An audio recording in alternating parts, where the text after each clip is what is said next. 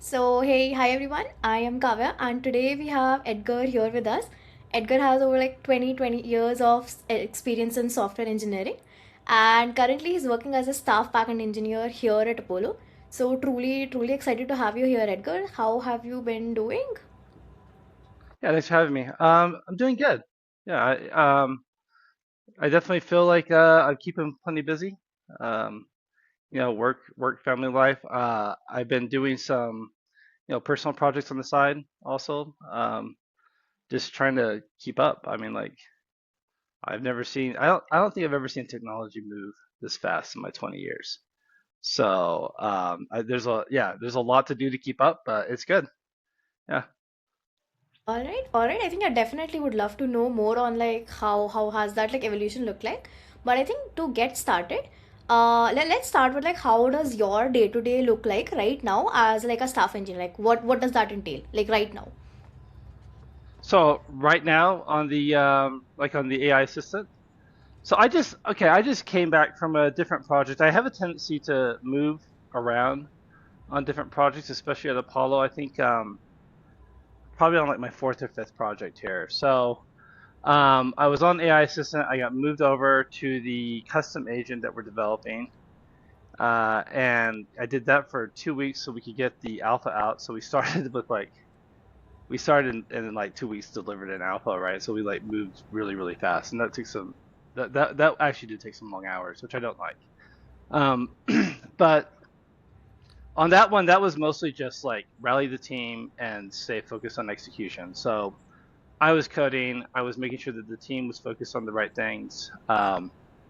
We would like do a Zoom and just make sure that we were making progress because on that particular, and then I was setting pretty aggressive deadlines. Probably like in the normal course of a project, I wouldn't set deadlines quite that aggressive just because it did require a lot of effort. But in this particular case, it seemed warranted. Um, but now that I'm back on the AI assistant, I'm doing a couple of things that are a little different. I'm actually changing the way I do my day to day. So now that we have Claude Code, I actually am starting to. I built out an agent in Claude. I've been working on it for like a couple of days. Where I'm planning to start, where I start my day out by running the agent and getting like a daily brief. Um, and the idea there is it's going to go pull in a bunch of data, pull in some Slack messages, dashboards, OKRs, and then see how we're tracking against our OKRs, and help me identify where the highest priority issues are. And then it gives me like a plan, which I review. Uh, and then I kind of just start going through it. I just start executing the plan. A lot of it I execute through Claude. So it's so that's actually I'm just now starting this. So that's actually like a really big change in how I've been running my day. I'm trying to automate as much as I can because I think that with particularly here where I have like some like various projects that I work on, it's overwhelming without some automation. Like I'm not able to stay on top of it all.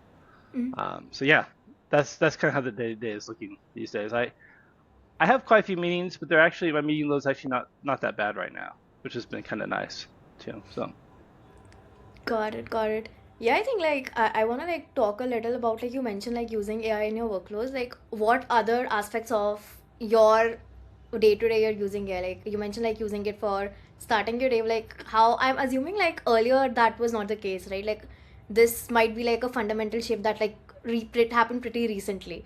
So like would love to I get some insight on like what used to happen earlier. Like how are you finding this now? Yeah, so before I was doing that, a lot of it was, I would come in to work, because of the time zones, right? The IST. I'm in Utah in the United States, right? So there's like a 12 and a half hour time difference, right? As you are all too aware of, I'm sure. And so because of that, usually I get up and I go to my first meeting. Like that's like the first thing that I do in the day. And so I'll go to the meeting, try to keep up, try to take notes, make sure I understand, like make sure I understand like where the right priorities are from that meeting. Um, and then from there, usually I have some sort of task that I'm working on, right? Just like any IC, because I'm still an IC, right? So I still have, I'll try to, I'll have my sprint tasks. I'll try to make sure I focus that down, by priority.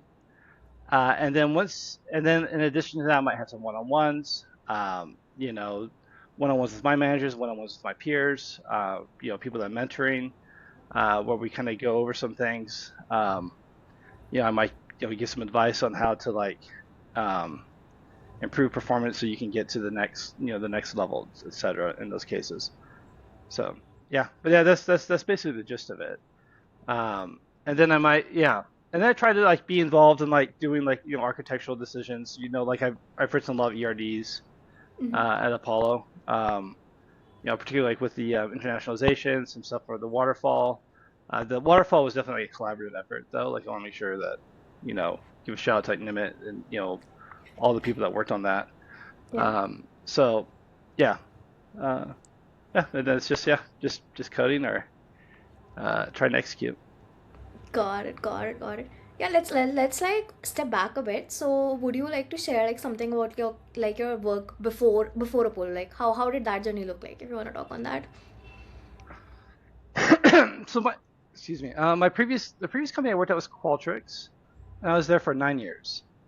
And that was a little bit different. I mean, it was just a much bigger company than when I first started. It was like 2015, and they're a pretty small company at that time, and so it was a little bit more similar to what I'm doing today. Just probably not as probably not as much scope, right? But it was largely right. Like I would, I started off on a project. Qualtrics has something called XMD.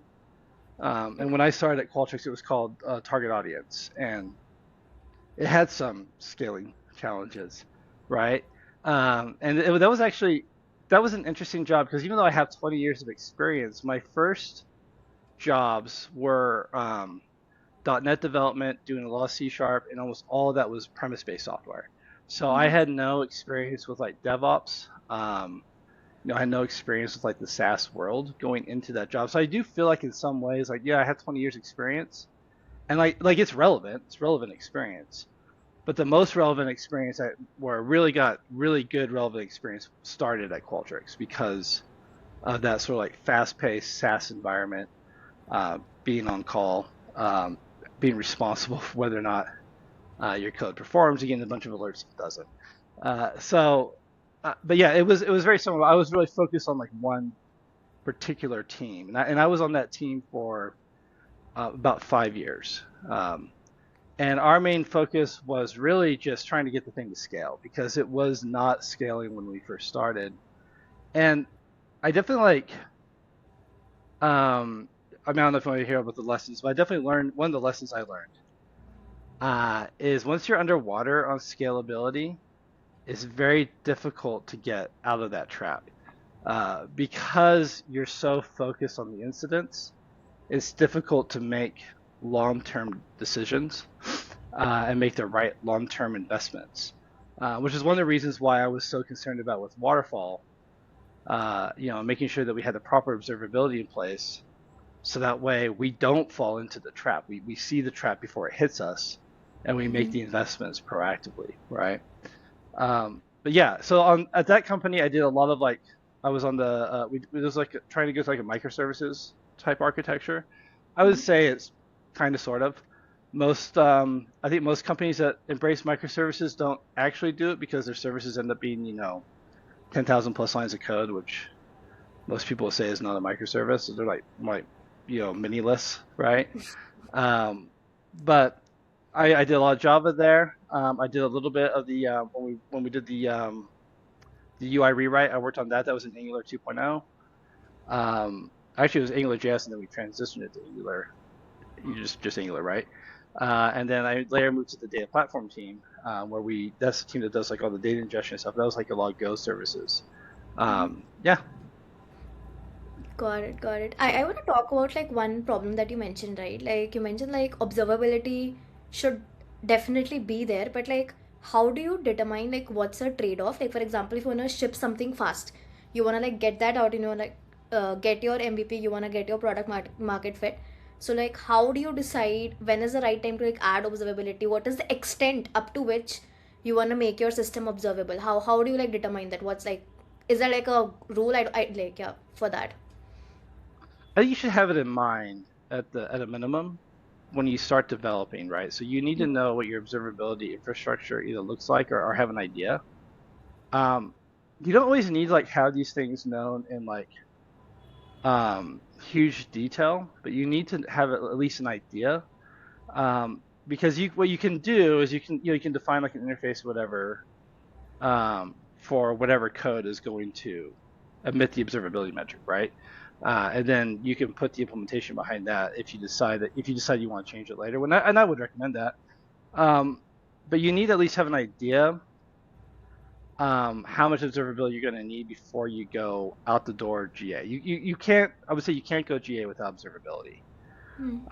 That's just not going to go well. But if you're doing like an MVP, right, like with Waterfall, when we were working on the MVP, like we pushed that thing out like 9 weeks, right? So you're not going to have perfect. You're not gonna have like a really solid implementation in 9 weeks. Like this is not possible. Yeah. Even with really talented engineers, it's too big of a system to do that quickly, super well. But we knew that we were only bringing on like 50 customers, right? So we had some observability at the very beginning, just like real basics. I need to know some stuff is failing, for example, right? Like you should at least know if it's not working. Um, so I would target those sort of error cases, those failure modes first. But then you need to start tracking, sort of like these leading indicators that will indicate that there's a problem. Your latency. How does latency how is latency changing as your usage is going up, which means you need to track your usage, Mm-hmm. right? Success rate across the different vendors, all that stuff, right? All the stuff that we have in the different waterfall dashboards, and then you can just start adding those. We started adding those in after the MVP. Like we really went heavy on that before we did the full beta release. Mm. Was that like back in March, right? Yeah. Yeah. Yeah, and by then we actually had a pretty good idea on what our observability on what our usage was going to look like. Um, and we were able to determine ahead of time that due to some of the rate limits that we had configured with our vendors, and Vikram did this, so kudos to him, but he was able to determine ahead of time that we were not going to scale if we didn't negotiate our vendor rate limits, right? And then using the observability, we were able to calculate what those rate limits needed to be, and negotiate proper rate limits so we could scale properly. And yeah, I mean, so far it's scaled pretty well. As far I haven't seen major scaling issues. There's been issues, but I haven't seen scaling issues. Yeah. Yeah. Yeah, I think yeah, that does sound fair. But yeah, like again, like circling on scaling, right? Like, do you feel that when we are like building so what I'm trying to understand is when a team is trying to move fast, observability and possible scalability is not something that is like that is definitely that we should like have in mind. But like, how do you like decide that okay, now is the time for like a major redesign and now not like incremental fixes will not like work anymore? Yeah, I think if you do a major redesign because of the scaling challenges, Either that or like general in general, like how do you like, what are the signals that actually tell you that okay, now is the time for like a major redesign and you cannot like go on and doing like incremental fixes? so we only had like one major redesign that we had to do on what major-ish, right, on waterfall, and that had to do with the way that we were um, breaking out work, and bucketing our work out across like our EVR, and Yeah. then scaling out to different workers, right? Which was like that wasn't I wouldn't call that like a major redesign, but it was a little bit bigger. So I think that I first off try to avoid the situation where you need a major redesign. That's what you want to avoid because they're very expensive.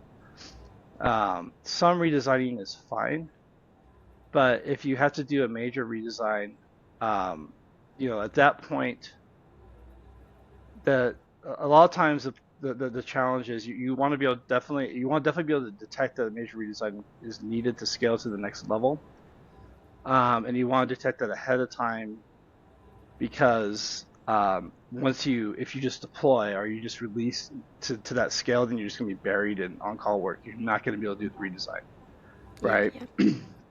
Or it's going to be really hard. Um, so I think the first step on something like this is just do good software engineering principles. I really like the book Clean Code. Have you read that book, Kavya? No, not yet. In my book, in my checklist, but not yet. Yeah, yeah. I would recommend it because the thing that he really goes over is just how to design your software systems such that they are um, they can be changed easily, right? And it's just it's a lot just like you identify your edges, right? Your networking layer, your database layer. In our case, our vendors are an edge, and you abstract those away behind interfaces, and then your business code should basically like have no references to anything that is not central to your business, meaning that it's basically just all going to be like Apollo objects, right? So like if you looked at you know the waterfall execution engine, right? That's all built off of just Apollo native classes. Like there's almost no references to like an external dependency in there. Um, and then that code becomes very simple and easy to maintain because you own all of it, right? Even if it's calling a third-party library or something that's wrapped around an interface, and then that makes changes. Now you can make changes in your system without impacting the entire code base. You're just decoupling the business logic from some of the implementation details, right? I think that would be key. Um, and that will reduce the size of a major overhaul if you need to do it. So, like when we had to go and break out the workload and stuff, the waterfall execution worker wasn't touched. It was just on the waterfall, or the not the execution worker was touched, but the waterfall engine itself was untouched. Um, yeah. So, and that's because we had it in the component, and even then, I actually think that code could be a little bit cleaner, right? Um, but but we were able to do it. We were able to do the change without massive impacts on the system. So that's step one, and that's not easy to do.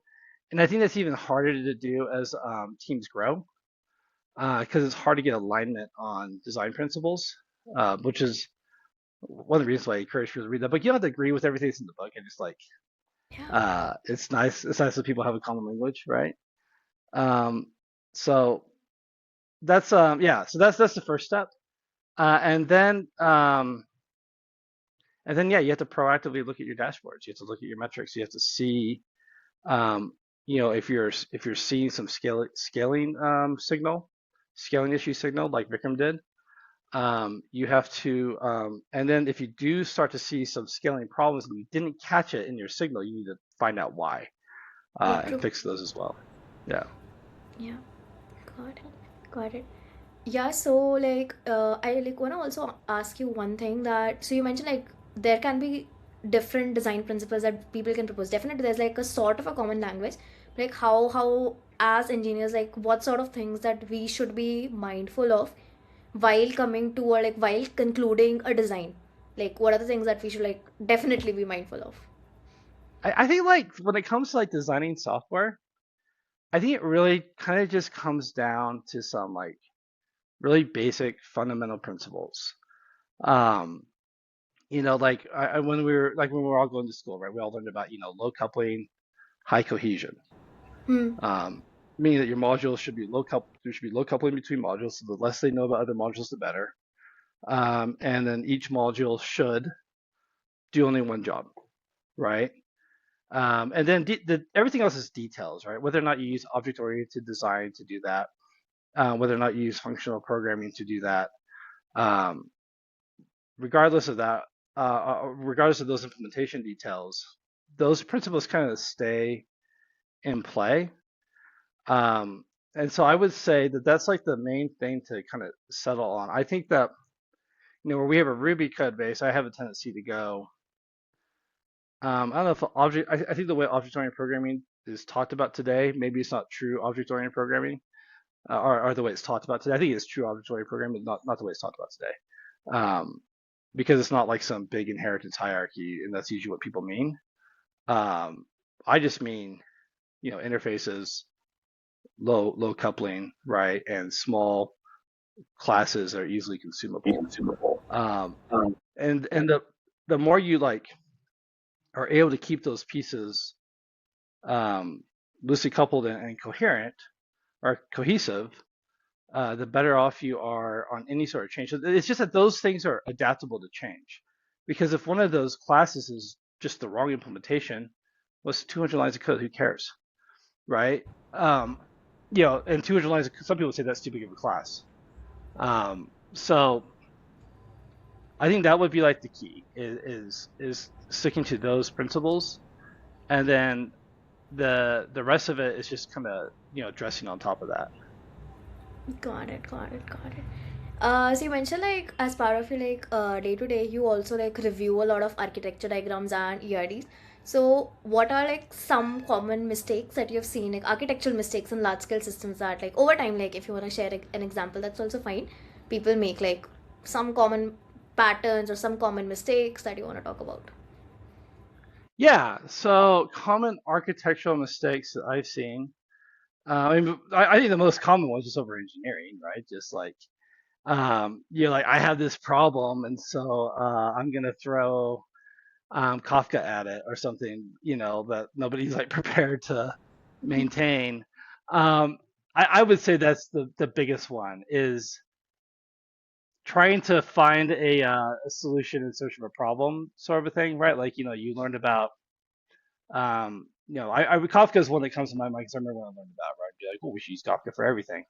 Um, which I don't think you should, but, a lot of times you learn about like a technology or something you're really excited to use it, like, and I get that, because I like to dig into technologies too, right? Like that's one of the things that keeps me in this career. But I think designing a solution around wanting to use a technology is a bad play. I'd say that's one of the biggest architectural mistakes you can make. I've made it. Um, I yeah, I have some stories from my career that I feel like almost like legendary mistakes from promoting some technology in the architecture that didn't belong there. Um, I think the other issues that you're gonna get in a lot of ERDs are like type of like mistakes. One I do think sometimes ERDs can be like hard to grok, hard to understand because they're full of detail. I actually think, and that's not like necessarily like an architectural problem, just more of a writing issue. Um, so, um, I think definitely making things clear so people can understand your architecture is also really important. Um, and really, the other biggest mistake is not adhering to like those fundamental principles, not having loose coupling. A lot of architecture people will kind of focus on things like um, the vendor solutions that they're using, or like here's the database. You should know what your database is. You should have a data model. Not having a data model, I think, is a gap in a lot of architectural documents that I see. Right, you should have all of that very clear. Um, but you shouldn't have like your database implementation scattered throughout your architecture. That should only be like one piece. So sometimes I see those sort of like over leveraging some technology that even if it fits, but over leveraging it all over the code, such that you're now tightly coupled to that, and you can't get out. Got it, got it. Yeah, I have like just one more question on the architecture, right? So, let's say we like since we're like working in a product-based company wherein the requirements change a lot, from an Hmm. engineering mindset, we always want to be prepared that okay, maybe this thing is something that can come in the future. But what is that Yeah. limit up to which we want to make it extensible? It's like I'm assuming like there might be a trade-off to that. Like, okay, this is a decision that I'm taking right now, because it has a possibility of us doing that later. But Yeah. yeah, I feel that personally, maybe that's maybe sometimes a trap, because it maybe delays us. But like, yeah, opinions and thoughts on that. I feel like it's almost always a trap, actually. I'm glad you brought that up because that does happen a lot. Where you're like, oh, but they want to do this. I heard the PM talking about this other thing. PMs change their minds all the time. Um, and of course they do. Like the market is constantly changing. It's constantly adapting. They don't know what you're gonna need, 6 months from now. Like that's impossible. So once again, I kind of just sort of come back to like the simpler you can keep the code, the easier it is to change, to adapt for those changes. Um, if you go and you're like, okay, well, they're gonna come up with this new feature, so I need to go and build out this abstract engine, using like a DSL, and that way I can like reuse all this code in the future, because I don't want to throw any of it away. Well, now you're gonna have this over-engineered system you're never gonna use. People aren't gonna be able to maintain it. And that's not that those design patterns I just mentioned are bad, right? Yeah. There's definitely like a place for them, but you really should hold off on those things because like let's say even like you want to like in the future like, oh yeah, actually we did need to be able to DSL. Well, that shouldn't like be that big of a deal if you designed it in like nice, coherent pieces, because you would just string them together use in the DSL engine, right? You would just call those functions, Mm-hmm. um, right? So like that is I actually think that is I'm really glad you brought it up. I think you just shouldn't. I just keep the code as simple as you can. Um, Keep it loosely coupled, keep it cohesive, and then when those changes come, it's not a game changer. It's not world ending for you. Yeah. Got it. Got it. Got it. So yeah, stepping back a bit, what are like your most treasured learnings over the years? Let's say like in tech. Um, I think the biggest thing about the treasured learnings in tech, the most important learning is to keep learning. Um, by far, like curiosity is just like a key ingredient towards having a tech career that expands any sort of like period of time, because it does change quite a bit, and people will expect you to know, right, what the trends in tech are. So Mm-hmm. I think curiosity is definitely like a really good, that's probably my biggest learning, is staying curious, keep learning. But then I also think that there's you want to be able to do it efficiently. So, and this is something that I've kind of learned the hard way because I think I've always been curious. Mm-hmm. I'm always learning new tech. But if you go look at my like one of my bookshelves, you'll see this just like row of books, like Windows programming, WCF, WPS, Silverlight. What was the other one? NAD framework, right? All this stuff that I don't ever touch. Um, Mm-hmm. so my point on that is you want to stay ahead of the long-term trends. And you definitely want to be competent in the technologies that you're using. I was using some of those technologies so the learning was good. Um, but you also want to be able to filter out all the noise from the signal. And that is really hard to do. And I think it's particularly hard to do in a an age of social media, Yeah. where there's so much signal and almost all of it is noise. Yeah. Um, so I've been trying to like, and that's actually something I'm still working on. So I've been trying to like cater a learning schedule for myself, to sort of stay ahead of the AI trends while also not getting caught up in the Opus 4.5 is the model that's, is a chat GPT killer, or is the GPT killer, OpenAI is dead, and then OpenAI comes out with a new one and it's like, that's it, Opus, you're done, right? Like, the constant back and forth that happens on LinkedIn, Yeah. I don't want to get too involved in that. That's just noise. Yeah. Yeah. But I do want to know where the industry is trending. Yeah. Um, LLMs are definitely, they're not a fad. That's not going away. Yeah. So I want to stay on top of that. But yeah, and Got then it. I think the other thing, the biggest learning is just taking ownership. Don't make excuses. I've done that. I've made that mistake in my career. But the more ownership you can take, the better off you are. Got it, got it. Yeah, I think on the point of like, there being like too much noise, I'm glad you brought that up because I feel that a lot of times it's so many changes, so many people doing a crazy amount of things, and it's difficult to actually understand and like, pinpoint, okay, what is something that I want to focus on right now, because or else like I'd end up chasing ghosts. So it is Hmm. important like for people to understand that it's okay to like just take a pause and like understand what they want to do next. I think so. Yeah, I totally agree. Um, and it's good to kind of like understand like, okay, what curves do I need to stay ahead of, and what is just a fad. Like, yeah, Yeah, for sure. got it. Got it. Yeah, also Edgar, like I'm interested to know like so you have worked as a backend engineer like over all the courses. So like um any inspiration or any point in time you wanted to maybe move to a different domain and you continue to be an IC. So like any pointers on that, like why not moving to a management role or that? Yeah, no, I appreciate that question. So I actually started my career as a front end developer. Um, Wow. so yeah, I actually started doing I was like a lot of ASP.NET front end type stuff, and Yeah. I moved into back end. And I partly moved into back end because of what we were just talking about, which was uh, it seemed like every 6 months there was a new JavaScript framework there for a Mm. bit that you were expected to learn. I was like, this is ridiculous.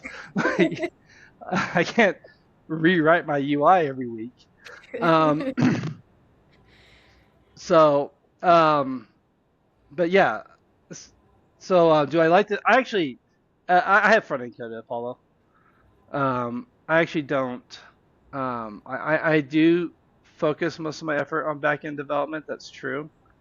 But I kind of keep coming back to coding is coding. Um, yes, there are different things in play on the front end, but it's still all written using code. And as a software engineer, I think you should be able to do both. You don't necessarily need to be super proficient, but you should be able to go into a web UI and code it up. Um, Even though I tend to not make like the most beautiful UIs, I'll admit that. Um, so yeah, and so then why did I stay IC and not go into management? I think that like I've always felt like I was pretty competent as an IC. Okay. I've always felt like I do a pretty good job. I've put a lot of time and effort into the role. It's not that I don't think I could do management, but I think the learning curve would be pretty heavy for me. It might be beneficial. Like I shouldn't, you know, it's still something I would consider, in the future. Um, Mm-hmm. but I didn't want to just go into management when I was, still doing really well as an IC. So I mean, I think it's the main thing. Um, I think staff engineer has a tendency, it kind of like actually melds the two roles fairly well, right? Where it's not just pure execution. Because after a while, coding does get a little bit tedious, right? Mm. Um, Although that's changing with AI. But I think that was the main thing. Was I felt like by staying IC, I was playing to my strengths. I think that there probably were times in my career, maybe that was a mistake. Maybe I should have gone into management for different stages of my career because I think that there is a lot of value. Not, and I'll say that I actually think that might be a mistake that I made Mm. because I think there is value in switching roles. You can go be an EM and you can go back to being an IC. You're not locked in there. I think that's like a big mistake that EMs make, by the way, is they'll go in the EM and they think that they can't go back. But some Hmm. of the best engineers I know were EMs at one time and they didn't like it, they went back. So Okay. yeah, and then as a result, they have stronger leadership skills, you know. God. So and they know how, and they have more insight on how engineers performance is evaluated. so they know how to perform or how to optimize for that performance. Got it. So it's like best of both worlds, sort of that situation. Like you know how to do all this stuff like around the block. I think that would be good. Yeah. I wouldn't necessarily say that the path that I took was optimal. Okay. That's what I Okay. would say. Yeah. But yeah, like I feel like if you know, if you're confident, if you play to your strengths like that, that's great as well, right? What's that? Yeah, sorry. If you've played to your strengths, so you mentioned that being an IC was your strength, and you played to that. So like I think that's like a Yeah. fair bet. Yeah. Yeah. So I think I yeah, think you Sally, I should. think I agree. yeah, yeah, yeah, yeah. So I think moving forward, let's talk a little about like engineers, right? So do you think like the responsibilities and the roles of like core engineering people have evolved over time, and do you feel that like in the future it would like change or evolve, and how would that change look like? Yeah. It definitely has evolved quite a bit over time, right? So if you like go back to the 90s, right? Back when I was like excited, to go in this field and I was going to college, uh, before everything became SaaS, people were developing Windows software, Hmm. for the most part, right? Like, I mean, I guess some people developed for Mac, but by and large, people were developing software, shipping it on a CD back then, and then people were installing it on their personal computers. And your role in that process was writing the code, right, and then shipping it. And Hmm. then maybe people come back with bugs or whatever, and you have to like provide hot fixes, which would probably also be shipped by CD. Um, you'd have to ship it with some sort of install, right? Some sort of like back then they had like those are like the days of install shield, and like it was so it was so ridiculous really when you think about it. But your involvement in the process was mostly going to be focused on code, just straight up coding execution. And then when we went to SaaS and the DevOps model became popular, you didn't just ship it and then go home. Like you were now responsible for, it not working. If customers are experiencing bugs, well, now you can fix them right away. Well, that makes you responsible for fixing them right away. If it's not scaling, you need to be notified so you can get on and deal with it. Hmm. All of a sudden, you became much more involved in the operation of the thing that you had built, Hmm. as opposed to just building it. And I think that where things are going, um, that's just we're gonna be even more involved. Um, I think that um, we're gonna be more responsible for the development of the actual product, the defining of the product. It's already super beneficial if you're able to understand, um, the business needs more like a PM understands business needs, right? Hmm. If a software engineer can do that, that's super beneficial. I think that's going to start becoming more required. And I'm just guessing. I can't see the future, right? But the way I see, AI going, the way I see it changing up the field of software development, um, it's going to require more involvement from the engineers, not less. You may not be, well, you still have to, when you write code with AI, you still have to review it and understand it and Yeah. take responsibility for it, right? So you might be slinging more code with it, um, because it has a tendency to break down some friction.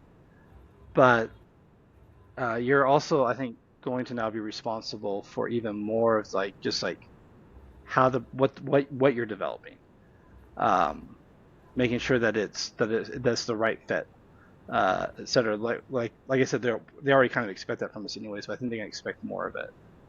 Hmm. And then we'll see where it goes from there. Like I really, I don't, I know this much. I'll say this much. I'm quite convinced that the role of software engineer is going to change quite a bit in the next 5 to 10 years. Um, so, you know, hey, I would recommend that you kind of stay, ahead of that, um, and try to get an idea of where it's going, because I think it's going to change quite a bit, and you don't want to be left behind that. Yeah. True. True. True. Yeah, Edgar, I think like it was great catching up with you. Like, got to know Yeah. so much.